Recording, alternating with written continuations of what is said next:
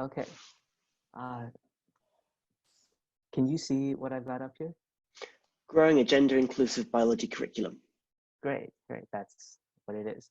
All right. So this is a talk I'm going to give about gender inclusive biology curriculum. I'm on Twitter, samlong713, and all the resources I'm going to share are at our website, genderinclusivebiology.com. A bit about me first.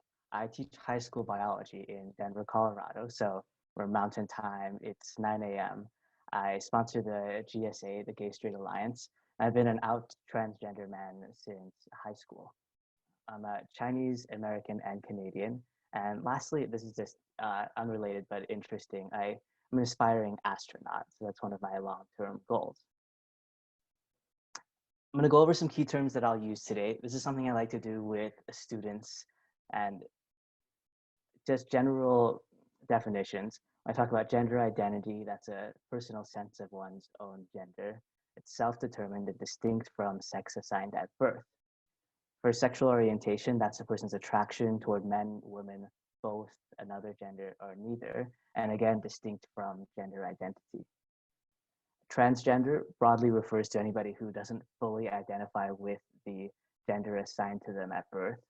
And gender inclusive, we'll talk about curriculum. This is curriculum that acknowledges and affirms all identities, including transgender, non-binary, cisgender, and intersex. There is a need for gender inclusive biology. I teach at the high school level, but at all levels from K to 12 into higher education. Number one is for gender diverse students to help them engage and see their identities reflected in science class. And this is up to 2 to 3% of population at high school age. But it's not just for those students, it's for all students to help them understand the complex world around them. We are living in a world where gender and sexuality are more and more visible and talked about, and students need the tools from their education to understand that. And third, this increases students' ability to empathize with others and embrace many forms of diversity. Hasn't been studied a lot, but it's been shown that learning about diversity in sciences increases the students' ability to empathize. A lot of educators will think, well, I don't know if I have any trans students in my classroom. And the answer is that there are trans students because, and this is an HRC data point from 2018. This is from the United States. Only 10% of students said, I'm out as transgender to all of my teachers. And so for the most part, these students are in our classrooms, not speaking up, not feeling comfortable being open about that, but they need our support still. This is data just on LGBTQ students. It hasn't really been disaggregated, but they are targets in schools for verbal and physical harassment and assault. Mostly we've seen an uptick from 2015 and 2017, which does not follow the trend occurring after the previous election. And the amount of LGBTQ positive curriculum is extremely rare. 2.4% of science classes, a student said, I learned something positive about LGBTQ related topics, and never mind any topics specifically about gender diversity. It's been shown that inclusive curriculum helps students to feel safe, both feeling unsafe about their sexual orientation and gender expression. This is GLSEN data from the United States again. So bottom line, we need more gender inclusive biology curriculum to support LGBTQ students, to educate all students, and to foster empathy. So here's how we do this. I've developed a framework for gender inclusive biology curriculum, and it's got 5 components that I'm going to talk through, and it's going to take about 15 minutes. And I'll show key example lessons, and then the last 5 minutes, or maybe more if we have it, will be for Q&A. I know we've got an audience here of educators, scientists, and all of us play a role in changing the way that biology or gender is talked about in biology in our fields. So we'll start with authenticity. How can we apply the framework to a typical biology lesson This is, I think, probably the most typical time where someone's going to learn about gender and sex. This is a reading pulled from Khan Academy about chromosomes. And you can see they say we've got the chromosome from father, chromosome from mother. They talk about them making the sperm and egg. They talk about biological sex. And that's the most common term we'll see, biological sex. That's your chromosomes, even though we do know it's more complicated than just chromosomes. And they won't say anything about the connection between gender identity, chromosomes, and sex. And so let's take an example, a scenario. We've got a teacher, Miss B, who's been teaching human biology. She happens to teach ninth grade science. She's been teaching for 25 years, really cares about supporting transgender students, but doesn't have experience discussing the topic. And this is something pretty common that we see. She worries that she'll give a harmful impression, doesn't want to dwell on it. And so this year, what she does is she starts to teach about the connection between sex and sex chromosomes. She has students read that Khan Academy reading, and it talks about XX and XY chromosomes. She summarizes, well, XX chromosomes are for girls, XY for boys. She nervously mentions that sometimes this isn't the case. She wants to be inclusive, so she says, sometimes that's not the case. She looks directly at one of the out transgender students, possibly thinking, well, this is for them. I want to make sure this is inclusive. Immediately, she moves on and only refers to them as XX being female, woman, or girl, or XY as male, man, or boy. It's not mentioned again. It's not built into the curriculum. And this scenario has some definite places that can be improved, and with some very small tweaks to begin with. I'm going to show some very small changes that make a big impact. The component of authenticity asks that educators embed gender inclusion in their curriculum. They reflect on their own knowledge and comfort level, and they work within that while striving to improve that. We align lessons with our own developing understanding. We use empirical scientific research to inform our content, not political agendas. We should never be saying, well, I'm going to do this because I care about trans rights. We should be saying, we're going to do this because this is good science. This is modern, empirically proven science. And lastly, we need to encourage students to question their own assumptions and to explain in different ways. So we can keep it authentic with some of these phrases. I'm not an expert on this topic, but I am learning. How would it seem for Miss B to say that? I'm not an expert on the difference between chromosomes and gender identity, but we are learning about this together. She could say, this text does a poor job of talking about sex chromosomes. I want to acknowledge that. She could say, let's learn more about that together. This is something that students are, in my experience, always willing to learn more about. It's something that impacts their lives. It's something that shows that, oh, my teacher is being authentic here, talking about this.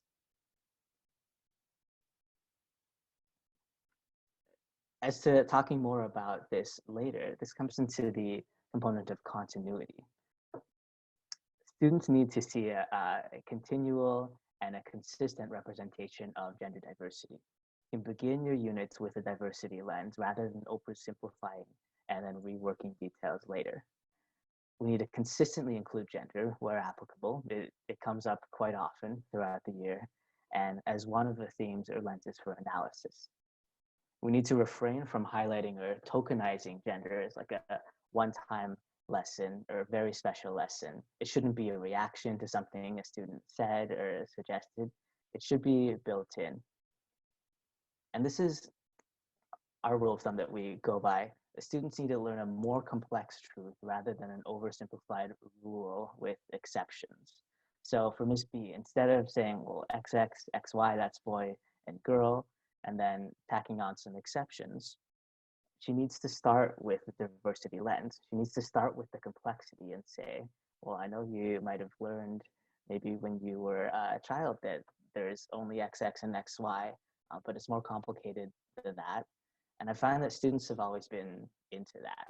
In the beginning, I was like, well, I don't want to confuse them. They're learning this as it is. But it's the complexity that makes it interesting. It's the complexity that makes it make sense as a full picture of the topic. So for continuity, we'd want to establish language for gender, and we can front load our essential language with a graphic, like this one, which comes from Listen. We have our gender identity, how we see ourselves on the inside, and then we have three outward aspects.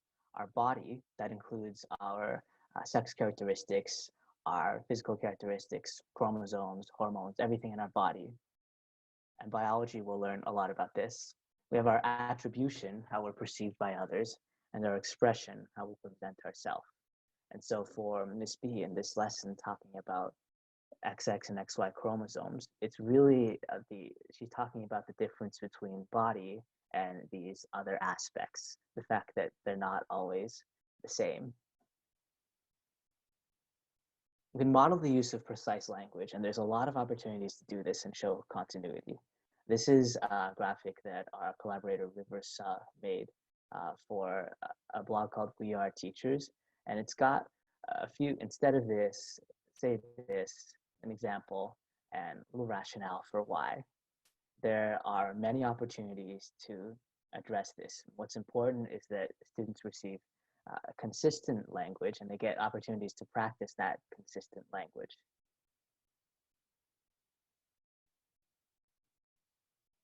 There's also opportunities in interactive ways to use a language in the principles. This is a website, it's a game where students decide whether cells undergo disjunction, which is where the chromosomes separate equally, or non-disjunction when they both go off to one side during meiosis, so during the creation of egg and sperm cells. And it's interactive. Students pick which gamete from each parent gets combined into a zygote, and they use the language of chromosome gametes. They use the language of biological sex or whatever the class may be using. They arrive at some results that basically this is showing different possible karyotypes, different combinations of chromosomes, and how some of them lead to intersex traits. The language isn't perfect. Some of these are still called syndrome, which has kind of a medicalized, pathologized vibe to it. But overall, students get the opportunity to see that diversity exists in this topic, gametes and reproduction. They get to see how common they are, which is more common than some might expect. And they get information on what are the characteristics or whether they may not show outward characteristics. There's a link in the slides to this game. I play it usually as one of our first activities. I don't like to leave it toward the end to say, oh, by the way, there's intersex karyotypes for sex chromosomes. And I'm always careful to say that, well, not all intersex traits are because of a difference in chromosomes, and intersex traits are not the same as someone being transgender. That's something that's important to make clear. I guarantee students will think that at all levels from kindergarten to higher education. That's something that's important to point out, that intersex and transgender do not have the same characteristics, though somebody may be both. All right. So next in the framework is affirmation. We need to teach the naturally occurring diversity of gender and sexuality, human and non-human species. It needs to be celebratory, affirmative. Celebrating diversity is a valuable asset for surviving and thriving in societies and among scientists. And this, I had a lot of great opportunities to do this, but you need to come in with that mindset that it's affirmative. There is no value in saying, oh, look at how weird and interesting and bizarre all these examples of gender are. It needs to be framed as something positive, or else there's not as much value to that. And so there's a video here that's actually produced through BuzzFeed, interviewing 4 intersex individuals, messaging that diversity is natural, interesting, and to be celebrated. It frames them as people, as experts on their identity. And to go further, what Miss B, our teacher in our scenario, might consider doing later, after talking about sex chromosomes, intersex karyotypes, she might consider looking at animals. This is a gallery walk that I put up around the room where there are 4 examples of animals with just reproductive strategies that do not follow the norm for humans. So we have clownfish who change sex. We have phalaropes who have the male-female roles reversed from what is typical of bird species. We have a species of female-only salamanders that steals genes from other species.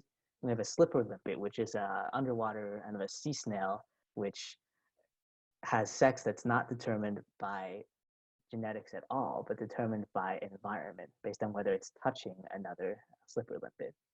And so this shows diversity is interesting. Diversity is occurring in more than just human species, and often it has a very clear and interesting advantage, allowing these species to survive, reproduce, and pass on their genes. So this gallery walk, diverse reproductive strategies, is also linked on the website. I'll put that up again at the end.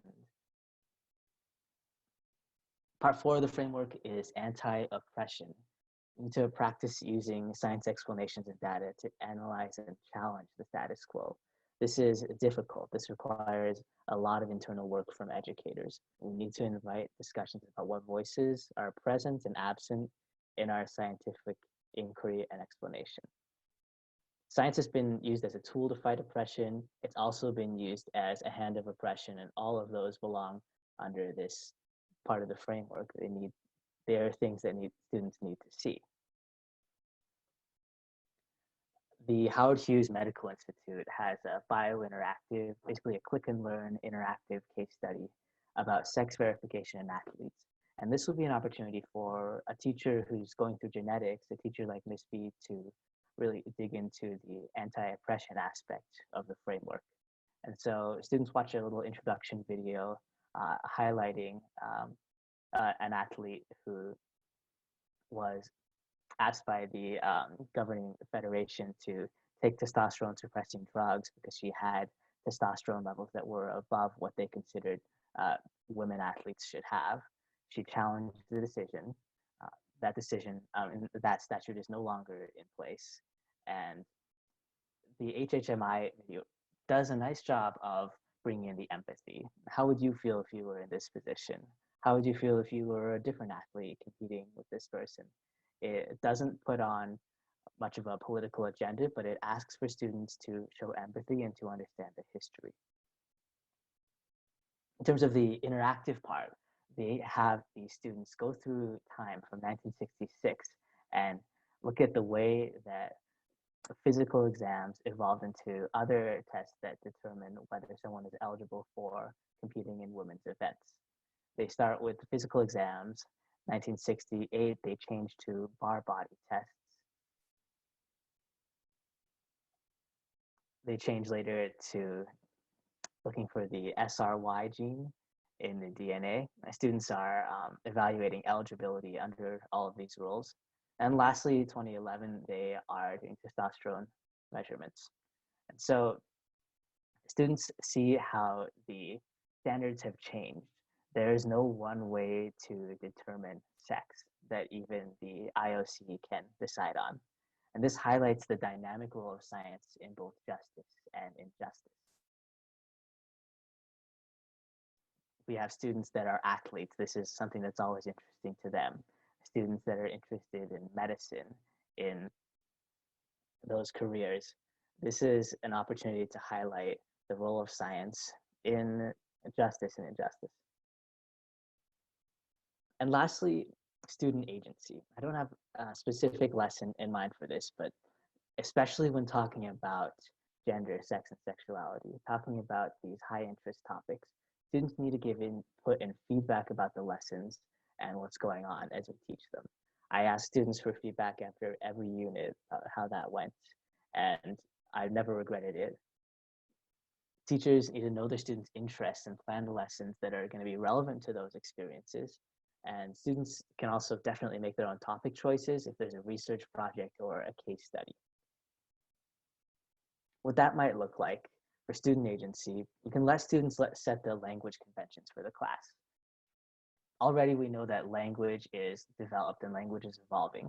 So my colleague Lewis has students choose a word for the people who provide the sperm and the egg to make the new human. So some classes might say biological sex or biological parents say, or they might just say parents. But he has them decide, and some classes have chosen to say these are the gene givers, biological life transmitters, which is BLT for short, or storks because they carry the sperm and the egg that make the new human.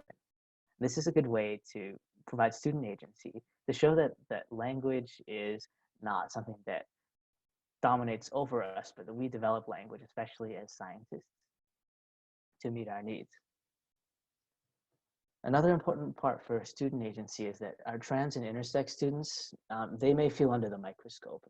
They need to be messaged that they have no obligation to speak for their identity or act as an authority in class.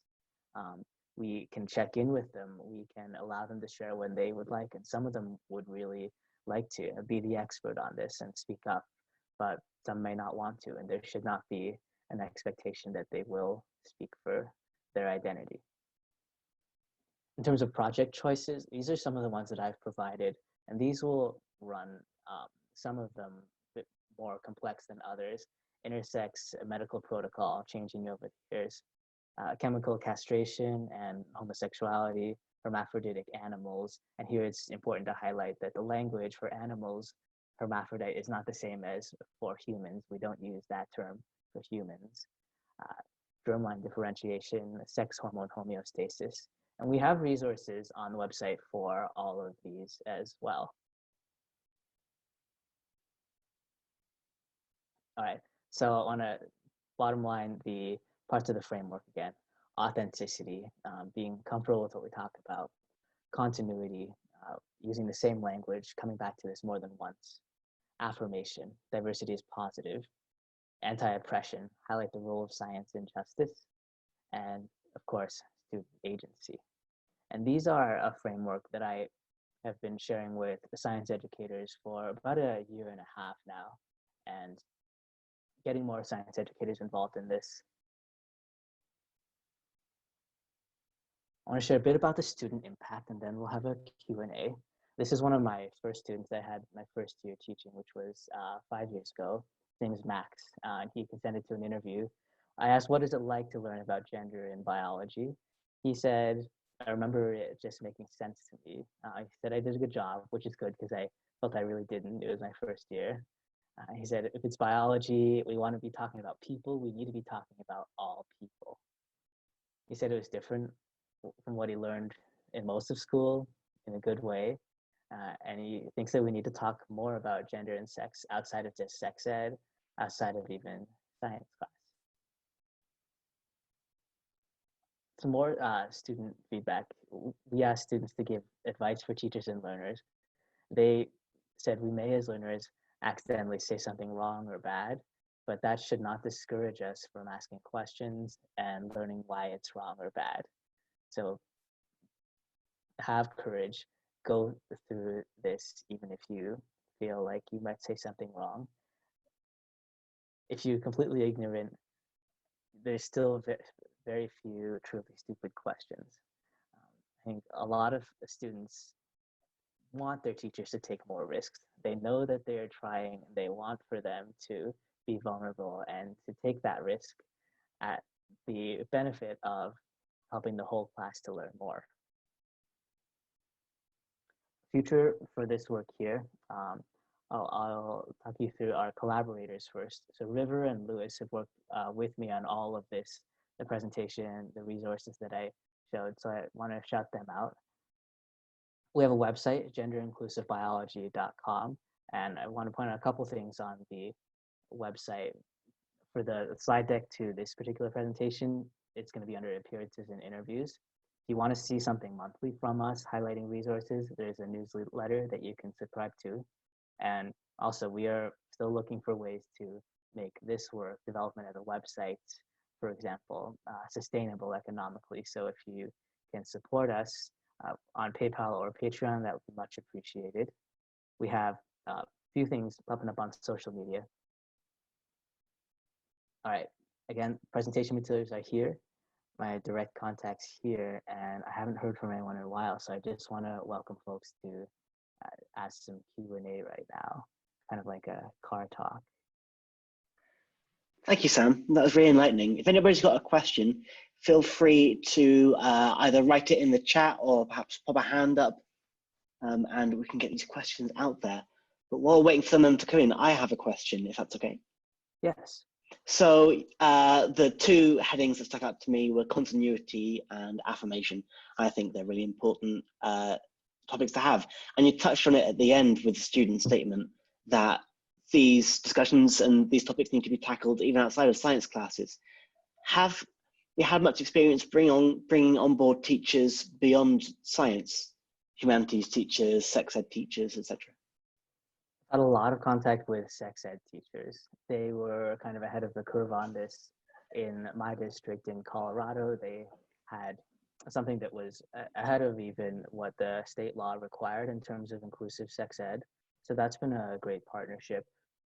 Outside of that, there are a lot of resources out there for social studies, for history curriculum to include the contributions of LGBTQ identities. And so I've had, by no means all history teachers, but some of them each year talk about this, and be great to do more collaboration. I don't know how much that's going to happen this year, but I know that it will in the future. There's a podcast from Teaching Tolerance called Queer America. There is a Making Gay History. And I'm actually very proud to be on the Colorado Commission for revising the social studies curriculum to include these contributions of minorities. So I'm there as a science teacher, someone to say, hey, this goes on in other subjects as well, but also there to uh, help advise on the state revision of that curriculum. Fantastic, thank you. Yeah, I think it definitely needs to go to other subjects as well.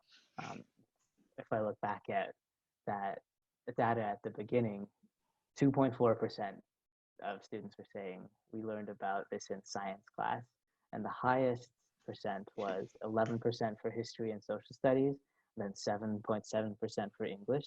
These are all much lower than they need to be, and we see legislation cropping up.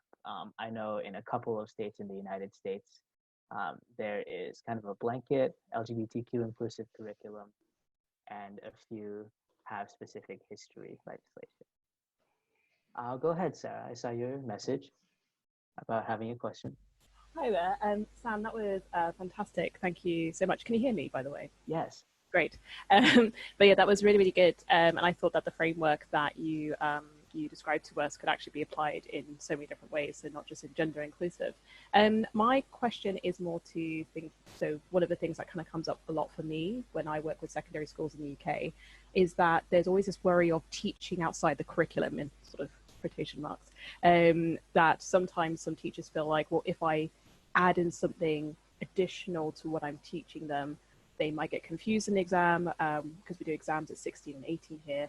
And there's that concern. And I was just wondering if you get the same responses from teachers, and how do you respond to that worry from teachers?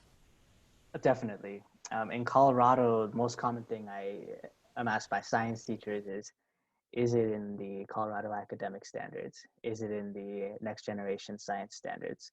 Because if it's not, two things would happen. The teacher may receive discipline, or someone may complain about them not teaching the curriculum. And also they may receive a poor evaluation because, or like you say, poor results on testing. And in Colorado, which is adopting the national science standards, we actually do have a lot of places in which it aligns with the curriculum. There is nothing about learning about intersex karyotypes or learning about diverse reproduction that does not feed directly into some of those standards. So we know that it is, and it also helps students develop these skills of reading technical texts, argumentation, developing models. What I think is more difficult for teachers is that cultural pressure. I'm going to be the only teacher in my school doing this. I'm going to maybe be asked to justify myself to the supervisor or to parents. And that's something that I've had some of happen. Teachers, um, other biology teachers in my school, they're very interested in what I'm doing. I'm not at the point of showing them how to do this or them doing this. Um, Parents in my school are, they're hearing their children are coming home and saying, well, we learned about transgender fish today, or we talked about gender identity. And they're asking, well, what was that all about? I don't know how that's related. And I'll share my screen once more for a sec. There are three things that I tell them. And it's these three things here. The reason we're teaching about gender diversity. We have gender diverse students. We have all students that need to understand the complex world, and we need to build students' empathy. This is something that I've never had a parent disagree with. Students should learn about the complex world. And when I tell them that this is all evidence-based, I'm not giving you anything that is not built upon empirical evidence. That's when I usually don't hear back. They don't have an issue after that. But there are some educators that are working in much different settings. There are states in the southern United States that have no promo homo. You can't talk about this. And I just realized that I've gone over time, but I hope that that was helpful. And as for specific curriculum connections, I can follow up with you individually on that. Oh, thank you. No, that was a great answer. Thank you.